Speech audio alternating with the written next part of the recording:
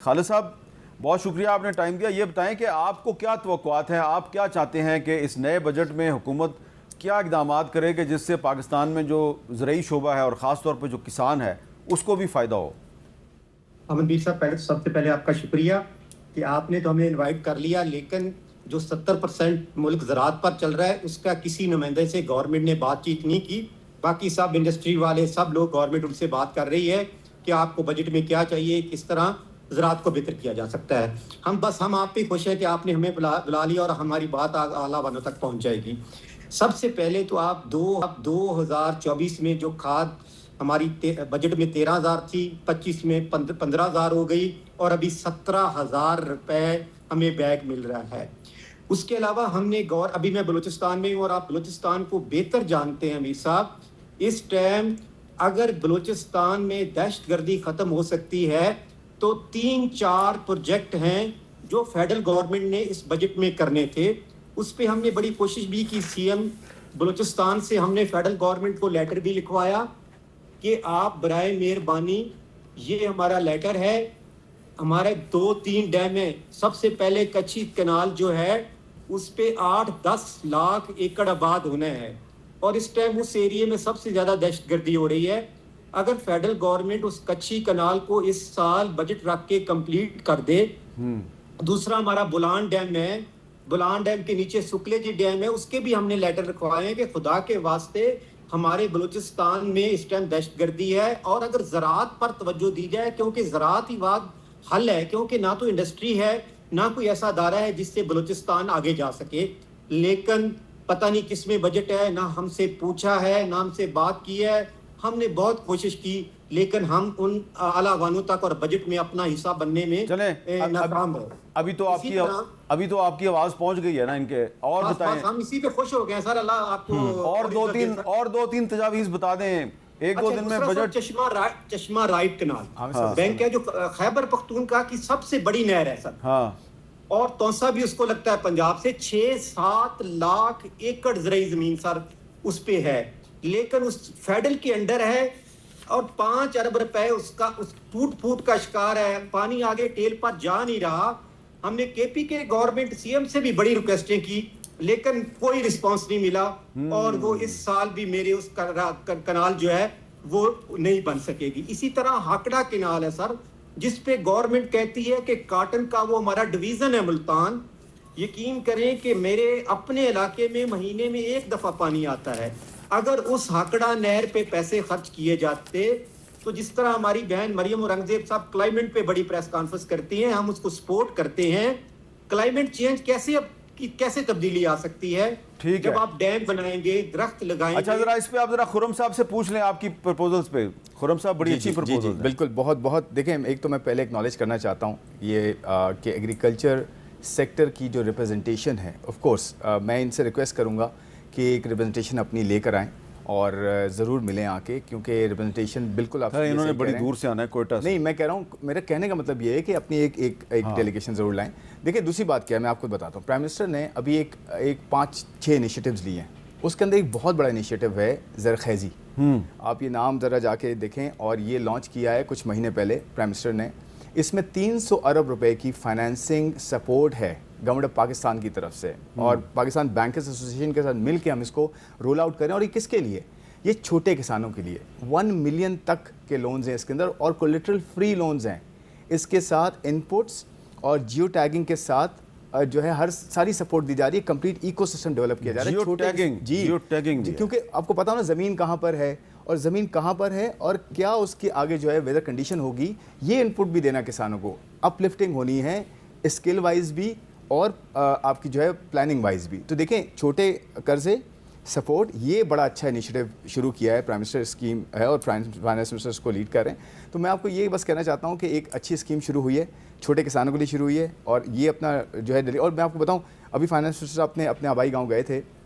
आपने देखा वहाँ पे कुछ लोगों ने, जैसे वीट की मैं बात करता हूँ, वीट पर माउंट जो है वो 40 आ रही थी, किसी की एवरेज 40 के करीब है, और किसी की 70 और उससे भी ज़्यादा आ रही थी। तो उनको जो है हमें सपोर्ट करना है डेफिनेटली, और एग्रीकल्चर डेफिनेटली बहुत बड़ा सेक्टर है जिसको सपोर्ट करना चाहिए। अच्छा जी, सरदार साहब ये बताएं कि अभी कह रहे थे खुर्रम शहजाद साहब कि हम एक्सपोर्ट जो है वो बढ़ाने की कोशिश करेंगे। तो एक्सपोर्ट बढ़ाने की जब बात होती है तो जो एक्सपोर्टर है वो कहता है जी कि हमें जनाब वो हुकूमती इदारे जो हैं जो इसमें इन्वॉल्व होते हैं कोई शिपमेंट में भेजने में या वहाँ से चीज़ें मंगवाने में, वो बड़ा तंग करते हैं। तो इसमें आप क्या प्रपोजल देंगे? देखिए जी, एक तो सबसे पहले ये है कि एक्सपोर्ट बढ़ेगी कैसे। हमें इस खित्ते में कंपेटिटिव होने के लिए हमारी गुड्स को क्या सपोर्ट चाहिए गवर्नमेंट ऑफ पाकिस्तान से। हमें एनर्जी जो है वो खित्ते में सबसे महंगी है, तो टारगेटेड एक्सपोर्टर्स को इस एक्सपोर्ट लेड इकॉनमी जब तक नहीं होगी उस वक्त तक पाकिस्तान में तब्दीली आ नहीं सकती हकीकी मानों में, और हमारा ये बजट डेफिसिट पूरा हो नहीं सकता। तो इसके लिए हमें चाहे वो SMEs हों, उस दिन प्राइम मिनिस्टर साहब ने भी कहा कि समीडा जो बिल्कुल काम नहीं कर रहा था उसको हमने दोबारा एक्टिव किया है ताकि स्मॉल एंड मीडियम एंटरप्राइजेज़ को सपोर्ट किया जाए। उसके अलावा जो हमारे सर बहुत से फ़र्ज़ करें टोबैको की इंडस्ट्री है, तो टोबैको के लोग जो बाहर एक्सपोर्ट करते हैं उनसे ये बहुत ज़्यादा एडवांस टैक्सेस लेते हैं। जब आपने उनको कल रिफ़ंड ही करने हैं तो आप उनको क्यों उनका कैपिटल अपने पास इतना ज़्यादा इंगेज करके और उनको इस फाइनेंशियल बर्डन और कंस्ट्रेंट में डालते हैं। तो उनको और वहाँ पर जो FBR के लोग बैठे होते हैं वो सिर्फ अब आपने सर न्यूजीलैंड दूसरी जगहों पे बिड्स विन किए हैं, पाकिस्तान में आपने फॉरेन एक्सचेंज लेके आना है, लेकिन वहाँ जो FBR के लोग उनकी फैक्ट्री के अंदर बैठे हुए होंगे वो उनको वक्त के ऊपर शिपमेंट्स नहीं जो है वो निकालने देते। उसके लिए किसी दिन आप समझ लें कि 40-40, 50-50 लोग इनके वहाँ पे डिप्यूटेड हैं और वो तंग करते हैं लोगों को। तंग नहीं करते, पैसे मांगते हैं सर। तंग इसीलिए करते बात करें ना, तंग करने ते इसीलिए हैं कि वो फिर आपको पता है कि ये हो। तो कुछ केसेस हाईलाइट हुए जो हमने, मुझे पता है कि आपको भी तंग किया जा सकता है जी, मुझे भी तंग किया जा सकता है, किया जा लेकिन अजमल बलोच साहब आप थोड़ा बताएं, मुझे क्या तंग करना, कैसे तंग करते हैं? अपना एक्सपीरियंस बताएं ना ज़रा, ताकि खुर्रम शहजाद साहब जो है वो नोट करें ना चीज़ें कुछ। सर देखें, जो हमारे वज़ीर तिजारत हैं, हमारे वज़ीर सनत व तिजारत हैं, उनका काम है वो सनतकारों के पास भी बैठे हों, वो ताजरों के पास भी बैठे हों। जो ज़राअत के वज़ीर हैं, पूरा साल होता है कोई किसी के पास जाता ही नहीं है। वज़ीर आज़म साहब खुद सनतकार हैं। चले वज़ीर आज़म साहब तो नहीं जा सकते, ये बाकी लोग तो जाए ना। अभी मेरा भाई, मैं चूँकि एक किसान का बेटा हूँ, ये नहीं बता रहा है कि सारा पानी रास्तों में चोरी होता है, ज़मीनों तक पहुँचता ही नहीं है। ये जो डिपार्टमेंट है हमारा पानी चोरी कराने वाला, ये पैसे लेके ऊपर पानी दे देते हैं, नीचे आता ही नहीं। टेल पे जो लोग बैठे होते हैं मर जाते हैं। इसी तरह खाद की बोरी जो 17,000 की है, पड़ोसी मुल्क में 4,000 की है, ये विद टैक्स है। वे क्यों है? ये चीज़ें ख़त्म होनी चाहिए। देखिए ज़राअत, जब तक ज़राअत, अभी देखें गंदम लेके रुल गया, गन्ना लेके रुल गया, हमारा आलू रह के रुल गया। यही हालत ताजर की है। IMF की रिपोर्ट है कि 12 करोड़ से ज़ायद लोग, यानी आधा पाकिस्तान खरीदारी की सकत ही नहीं रखता है। जब आधा पाकिस्तान खरीदारी की सकत नहीं रखता है तो दुकानदार क्या करेगा?